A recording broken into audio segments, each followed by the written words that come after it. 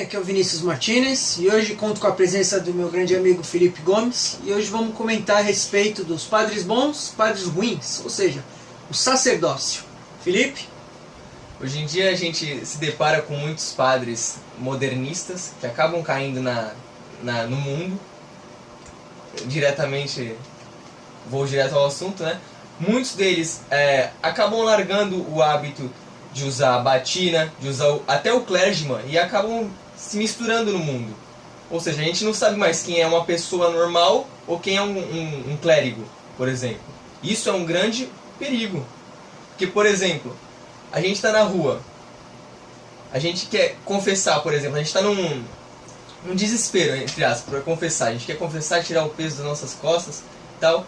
Se aparece um padre com clergyman, com batina, você já vai lá e pede a confissão do padre. Mas se ele passa com a roupa normal, por exemplo, você não vai saber que ele é um padre, vai passar batido. Entendeu? Exatamente. Inclusive eu encontro um monte de padres que eu não sabia que eram padres, só fui saber que eram padres depois, porque alguém contou pra mim que eram padres. Por quê? Estavam utilizando roupas de civis. É que nem um caso, né, Felipe? Daquele que tu me mandou um dia de um post lá, de um leigo que se vestiu como um padre. Sim. Conta aí sobre esse caso aí. Um leigo se vestiu como padre e foi numa paróquia e tinha um padre vestido de civil. E o padre disse que um leigo não podia se vestir de clérigo. E o leigo, que estava vestido de batina, falou que um padre não poderia se vestir de civil. Ele queria mostrar realmente isso, porque hoje em dia é alarmante o número de padres que não usam batina, não usam clergyman, fogem assim do seu ofício de sacerdócio. Exatamente, eles não querem se portar como padres. Infelizmente, isso vem acontecendo cada vez mais em decorrência dos efeitos do Concílio Vaticano II, que fez com que a dessacralização do sacerdócio. Os padres hoje eles querem se misturar em meio ao povo. Diante daquele conceito dos lemas, né, da liberdade, igualdade e fraternidade. Hoje, por exemplo, os leigos estão administrando, entre aspas, né, de certa forma, os sacramentos, o que é um absurdo.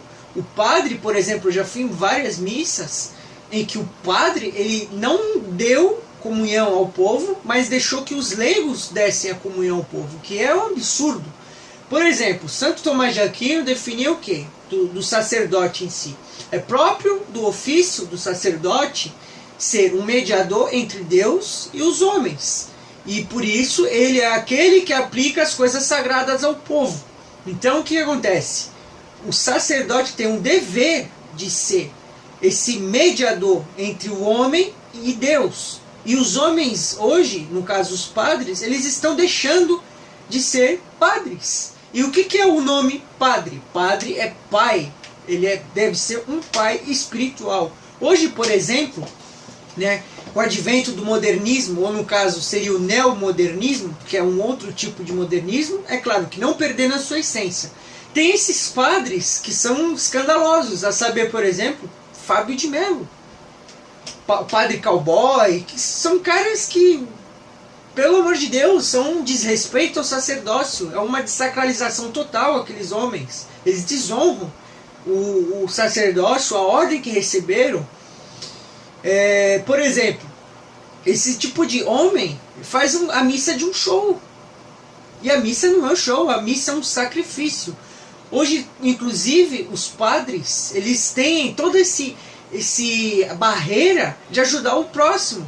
Eles falam, por exemplo, de caridade, de amor nas homilias, mas quando você vai pedir ajuda para esse tipo de pessoa, eles não te ajudam. A saber, por exemplo, de que hoje os padres têm que ter tudo um horáriozinho marcado na semana, eles não atendem se passar da hora, nem que se for 1 minuto que passar da hora, não, estou ocupado, não posso, dane-se, a pessoa pode estar lá morrendo, ele pode até fazer com que o quê?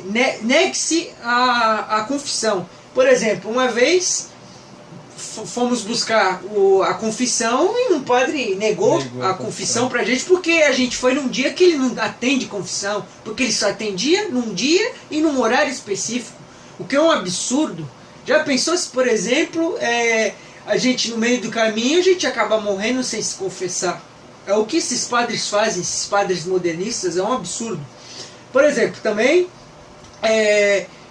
temos de um lado esses padres que são alarmantes, que realmente não tem, já perderam a sua vista, né, o seu hábito de padre, já não o ofício de padre, já perderam o ofício de padre, entre aspas, né? Óbvio que eles não deixaram de ser padre formalmente, né? Eles ainda são, eles são ordenados, né? Contudo, eles não são em ato, eles são potencialmente, né? Mas enfim, por um lado temos esses padres que são alarmantes, mas de outro lado temos padres que vestem batina, colarinho, clergyman, usam os paramentos, têm uma vista, né, tradicional, até ensinam a tradição, mas quando você vai conversar com esse tipo de sujeito, no caso esses padres, são os caras mais arrogantes, vaidosos do mundo. São caras que não praticam amor à caridade.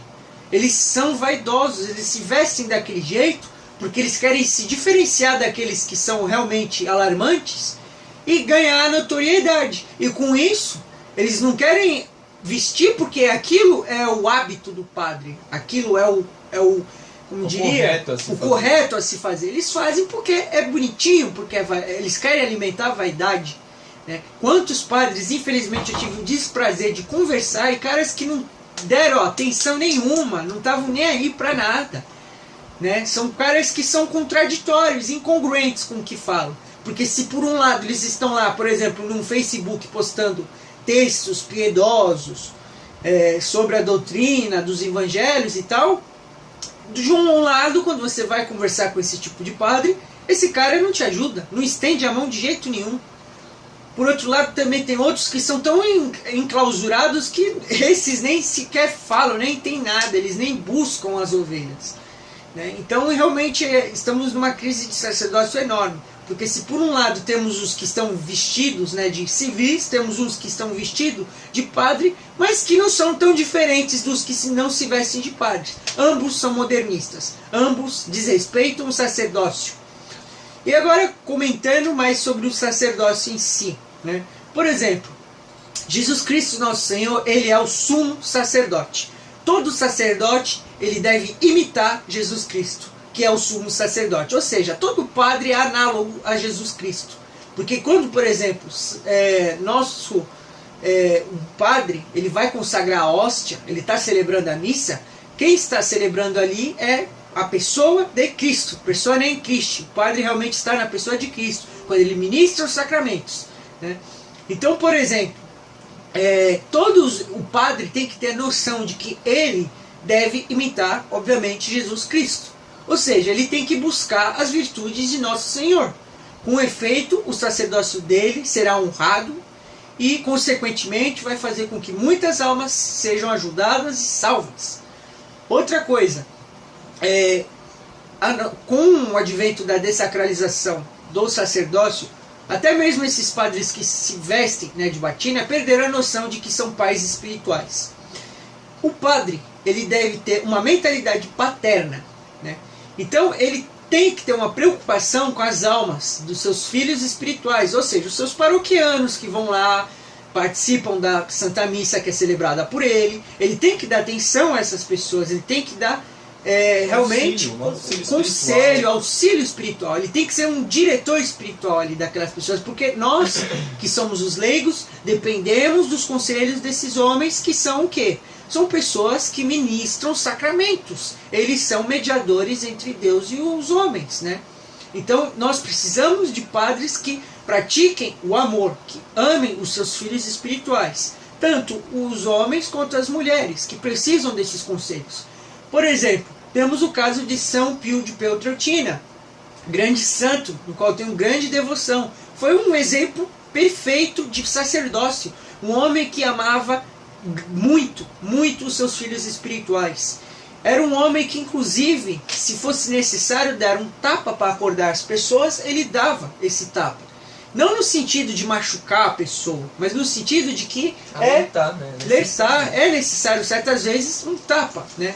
Não literalmente às vezes, mas realmente hoje os padres eles gostam de ser vistos como bonzinhos, né? Como pessoas que não são digamos, extremistas, né? Eles não querem ser vistos como duros, rígidos. Mas é necessário, às vezes, o padre ser rígido, sim.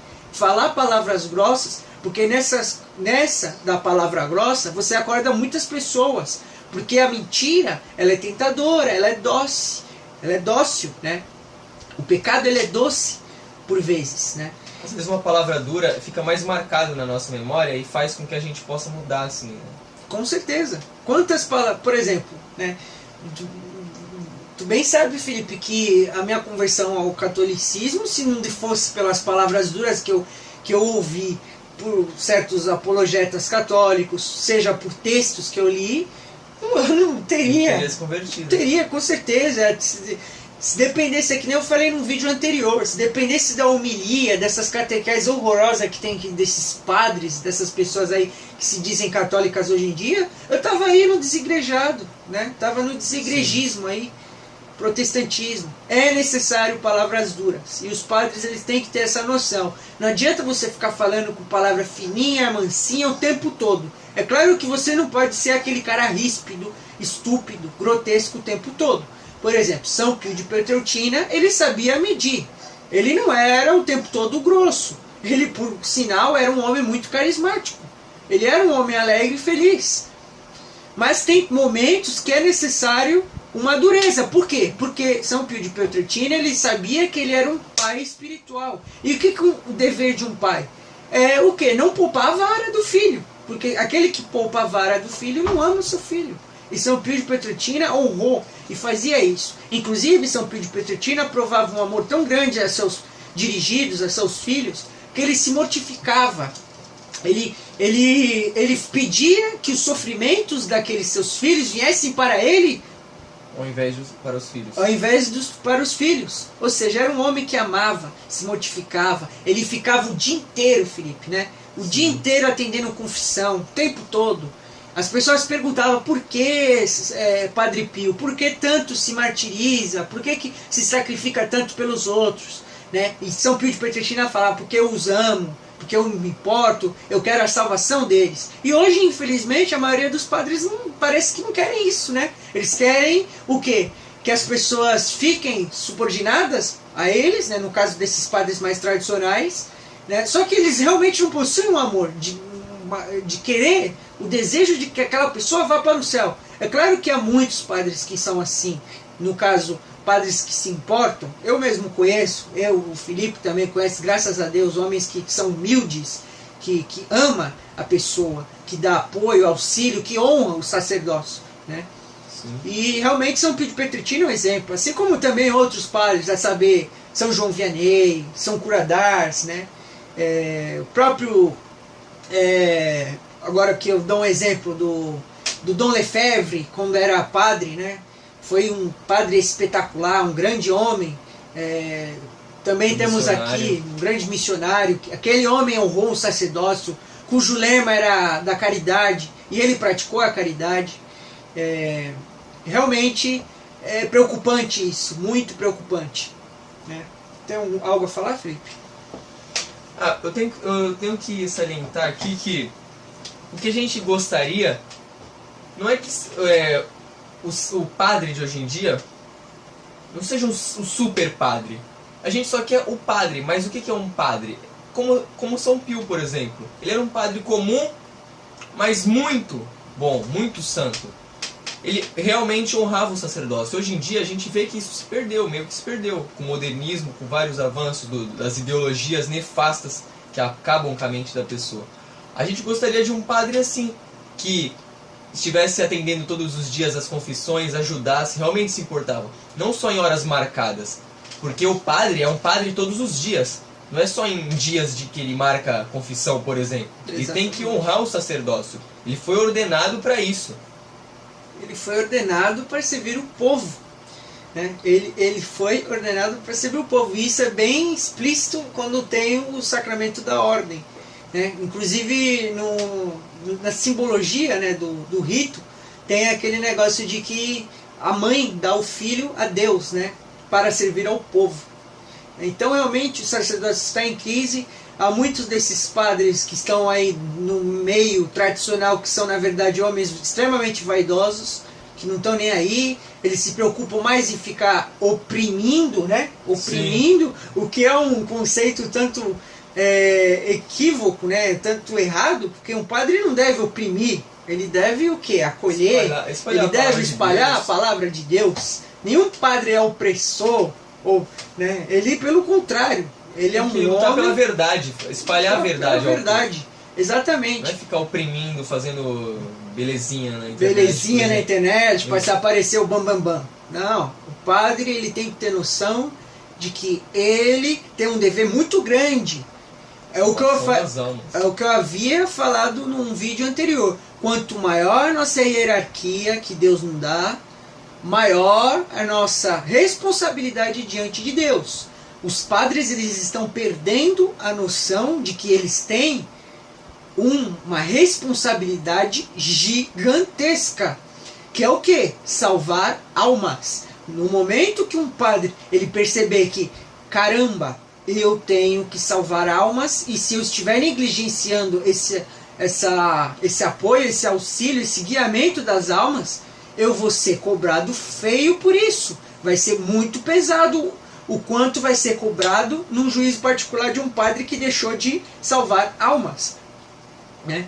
Porque, infelizmente, realmente os padres perderam essa noção de que eles são o quê? Pastores. Um padre é o quê? Análogo à hierarquia militar, um padre seria inicialmente um tenente, né? No caso, se ele fosse um vigário paroquiano. E se ele fosse um pároco, ele seria um capitão. E qual é o ofício do tenente e do capitão? É guiar o quê? Um pelotão. No caso, ele vai dar auxílio aos sargentos, que seria análogo ao diácono, né? Que por sua vez ia guiar o quê? Os soldados, né? Que são nós, leigos, né? Então realmente os padres eles estão perdendo essa noção de que eles são oficiais. Eles não são do povo. O padre está aqui, o leigo está aqui. Isso tem que estar evidente para todos. Só que esse estar aqui e o leigo estar aqui não significa que esse daqui, que está aqui em cima, não tenha deveres. Pelo contrário, esse que está aqui em cima tem mais dever do que o que está aqui embaixo. Ele está responsável pelos que estão embaixo. E os padres não estão percebendo isso, o que é uma lástima, né? Realmente é uma lástima, Felipe. E, por exemplo, hoje tem um monte de padre que fica fazendo textos, né, como a gente bem assim vê por aí, um monte de lugar. Mas realmente quando a gente vai conversar com aquela pessoa, o cara não te ajuda. O que é uma bizarrice. Como eu posso falar que eu sou um padre, que eu amo o próximo, que eu amo a Deus, e tu vai lá e conversa com o cara e o cara te ignora, não te dá atenção, não te dá auxílio, né? O cara, sim, por exemplo, escreve a mensagem, o cara só visualiza e não responde, ou quando visualiza e responde, o cara é grosso. O cara como se fala? Não tá nem aí pra tu, você é um produto. Outra coisa, por exemplo, tem padre que atende confissões, mas o cara faz meio que na obrigação, né? Como se fosse, sim, não como se fosse um dever dele, mas como se fosse algo obrigatório, algo que ele está sendo obrigado a fazer, né? Então, por exemplo, tem uma concepção de que aquela pessoa que vai se confessar com ele, né, é como se fosse um produto, né? O padre ali como já diria, um robô ali de sacramentos, né? Ele está fazendo tudo no automático. Ele vai lá repetindo lá a absolvição, né? E a outra pessoa que está do outro lado do confessionário é como se fosse uma pessoa que realmente não tem uma vida, não tem os problemas dela, não tem os sentimentos, não tem nada. É uma pessoa ali, ok, vai embora. Não está nem aí. Outra coisa, as penitências, né? Hoje os padres, gente, a confissão é um sacramento maravilhoso. Foi a primeira coisa que Nosso Senhor fez depois de ressuscitar foi estabelecer o sacramento da confissão, da penitência, né? Porque ele havia conquistado ali os méritos do perdão dos homens, né? Dos homens serem perdoados diante de Deus, né? Então o que acontece? Hoje as pessoas elas banalizam o sacramento da confissão, né? Assim como também os padres banalizam. Eles não têm noção de que a confissão é um sacramento que tem um poder de cura imenso. Ele perdoa os pecados. E qualquer pecado, por mais simples que seja, é uma ofensa infinita a Deus. Porque Deus é infinitamente majestoso. Então o que acontece? Para reparar os danos causados de um pecado cometido, é necessário que a pessoa tenha um ato de contrição perfeita ou imperfeita, ou seja, uma contrição ou uma atrição, né? Só que os padres, eles não explicam essas coisas, eles não estão nem aí para isso, né? Dão penitências extremamente brandas, fazendo com que a pessoa realmente não tenha aquela disposição de querer se converter, né? Porque é necessário às vezes uma penitência maior para que a pessoa pense mais, né? Não adianta muito, por exemplo, a pessoa vai ser perdoada, obviamente, mas a tendência dela voltar a pecar é muito grande se ela não receber uma penitência que faça ela refletir o pecado que ela cometeu, né? Porque, por exemplo, tem muito padre que trata, por exemplo, um pecado da masturbação, que é um pecado contra a castidade, grave por sinal, como se fosse uma mera mentirinha contada, né? Um pecado de raiva momentânea, que seria um pecado venial. Ou seja, eles não estão fazendo o balanço, né, dos pecados. Realmente há pecados graves e pecados veniais. Eles têm que saber discernir as coisas. E eles colocam, por exemplo, tudo na mesma balança. Por exemplo, se eu pecar, por exemplo, agora vamos supor que se eu roubasse alguma coisa agora, né? E eu fosse lá me confessar, e o Felipe ele conta uma mentirinha boba, né, um pecado venial, e a gente fosse confessar no mesmo padre, a probabilidade de que eu receba a mesma penitência dele é 100%. Porque é o que está acontecendo hoje. Os padres não estão sabendo o quê? Mostrar para as pessoas que os pecados têm pesos diferentes. Não há igualdade nos pecados, né?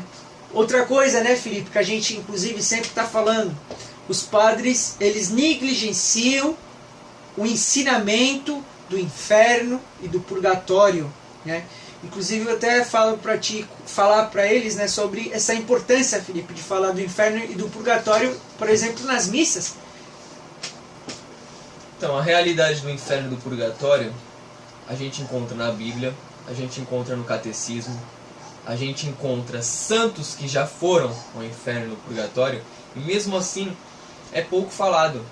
Acho que devia ser salientado, porque assim a pessoa evitaria ao máximo, e também salientasse os pecados, para que a pessoa não cometa o pecado, para acabar indo a uma dessas realidades, tanto o inferno quanto o purgatório. A gente tem que evitar ao máximo pecar, para não ir para o inferno ou para o purgatório, logicamente.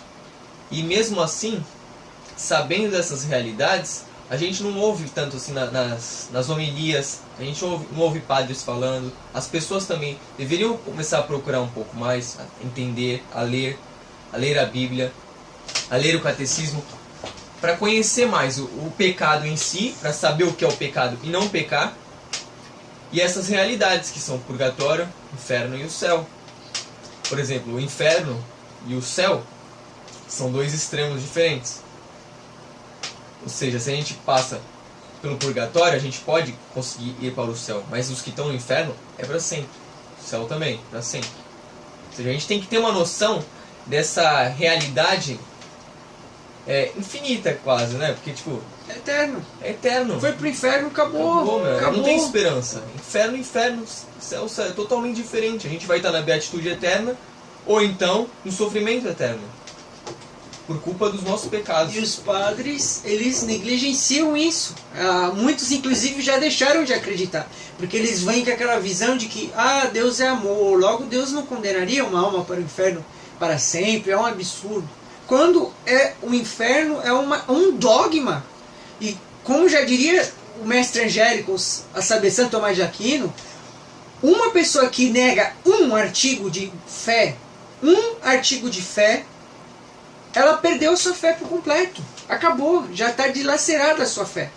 E hoje, os padres, eles têm, por exemplo, quando acaba a missa, né, eles têm a capacidade de ficar falando de festa do peixe de não sei o quê, do peixe, da festa de não sei o quê, do evento que vai ocorrer lá, coisa da diocese, e não falar Meus queridos filhos e filhas, vão se confessar, façam um exame de consciência, leiam a Bíblia, estudem o catecismo, vamos rezar o rosário.